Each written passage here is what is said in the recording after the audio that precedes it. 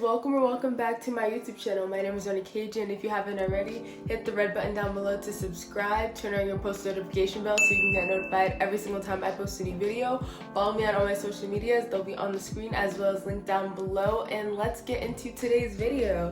So today I will be telling you guys some of my Christmas movie recommendations on Netflix. So I hope you enjoy. The first recommendation I will be giving you is The Princess Switch Switched Again. So if you have not seen the first movie, because this is the sequel, then skip to the timestamp on the screen right now. So this movie takes place 2 years after the first movie, and Stacy and Edward's relationship has been doing great. At this point, they're married. So now Stacy is the queen of Belgravia, and now Stacy is leaving Kevin to kind of run things in the bakery on his own. So Margaret and Kevin, you know, as we saw at the end of the first movie, were doing great, but things got shaky, long distance was hard, and now they are not together. And Kevin hasn't been doing so well, but they try to rekindle things because Duchess Margaret is finally having her coronation to be queen.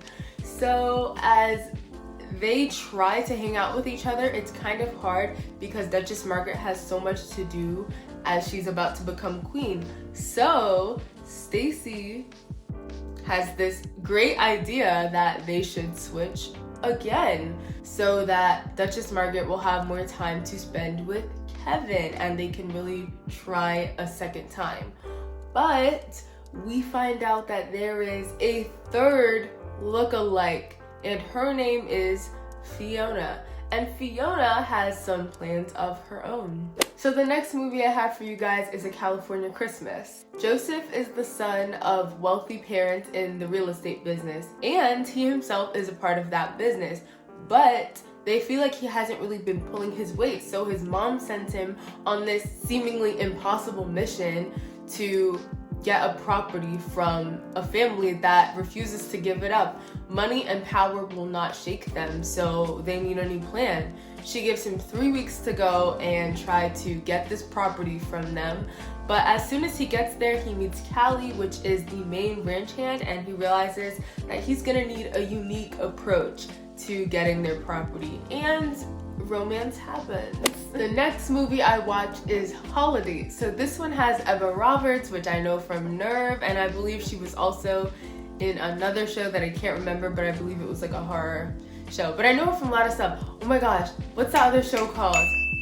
Unfabulous? Oh my gosh, if you guys don't know Emma Roberts from Unfabulous, get on it, because that TV show was so great.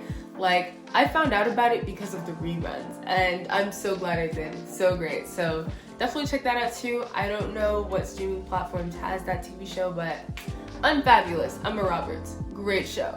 So Salome hates the attention that she gets on the holidays because she is single, and she's one of the only people in her family who is single, and her mom's constantly trying to set her up with different people, and Salome doesn't really want to be set up by her mom. Evanston, on the other hand, is an Australian golf player who is used to casually dating on the holidays, but he's tired of how much effort he has to bring to the table to do that. So the two meet at a mall and they decide to be each other's holiday, which are people who date only on the holidays. So that means Thanksgiving, New Year's, Valentine's Day, and it's supposed to be purely platonic, and we obviously know how that goes.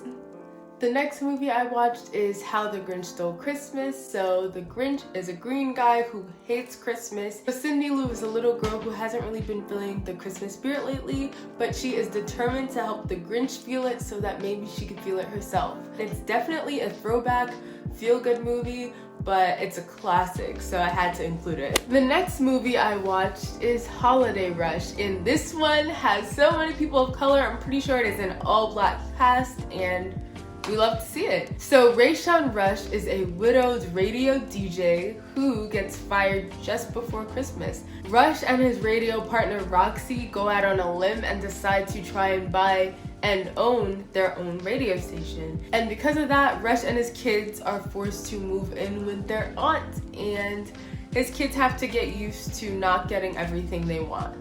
The next movie I have for you guys is Operation Christmas Drop, and this one stars Kat Graham, which I know and love from The Vampire Diaries. So Erica is the assistant of a congresswoman who wants to shut an Air Force down because they are using military equipment to give people presents. So her job is to fly to this remote island and report back what she sees. Andrew, an Air Force pilot, is ordered to show her around and give her the grand tour of the base so that she doesn't shut them down, because whatever she does report back will affect whether or not they get to continue Operation Christmas Drop and if their base is shut down. This was actually my personal favorite Christmas movie that I watched this year, and I really love that it was based on a true story. The next movie I watched is This Christmas. This is also a really old one. It came out in 2007. A lot of people have seen this movie, but I actually haven't seen this movie. The whole acting list is incredible. Like, definitely go look it up if you haven't seen this movie before. If you don't know who's in it, just knowing the actors that are in this movie will definitely make you want to watch this movie, regardless of what I say here. So it's Christmas time and the Whitehead family is all brought back together to celebrate the holidays. Tension is in the air, a lot of secrets get spilled while everyone's back at home,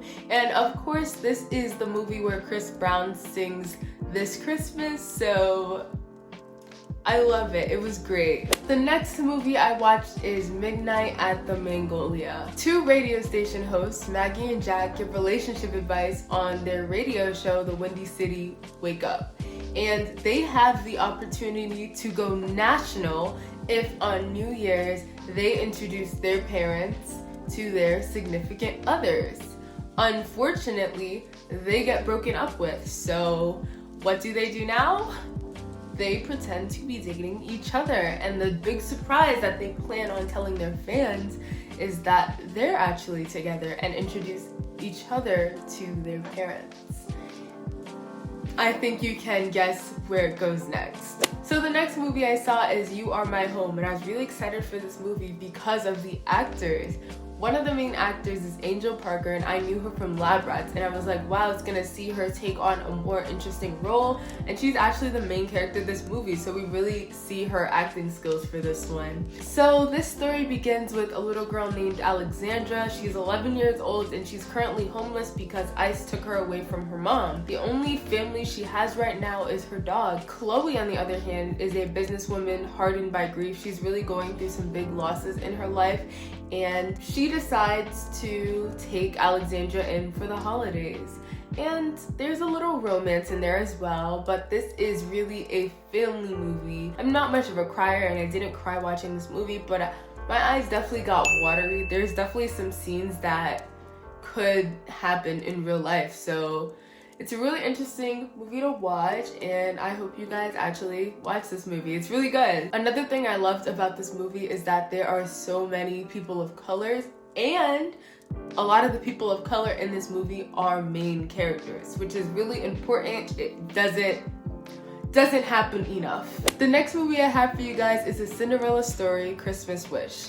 So this movie starts two actors that I know and love, and it was actually the main reason I decided to watch this movie, Laura Morano and Greg Sulkin. This movie is obviously a modern take on Cinderella, but make it Christmas. So Kat is an aspiring singer-songwriter who writes and performs songs at Santaland as an elf for little kids. She saves up the money she makes to try to get her own place and move out of her stepmother's house, where she has to endure the torture of the stepmother and her stepsisters. Dominic Winterbottom is the son of a billionaire who owns Santaland, which is where Kat works, and he actually becomes the new employee Santa. So a lot of the story is based on the fact that Kat and Dominic do not know each other's real identities, even though their costumes aren't really covering much of their face at all. That was something that personally bothered me when I was watching the movie, but I got over it because I ultimately think it's really good, and it's definitely more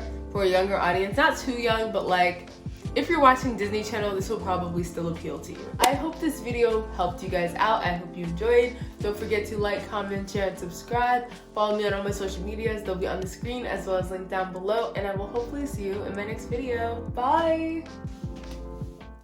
I guess I really don't know what Christmas is all about.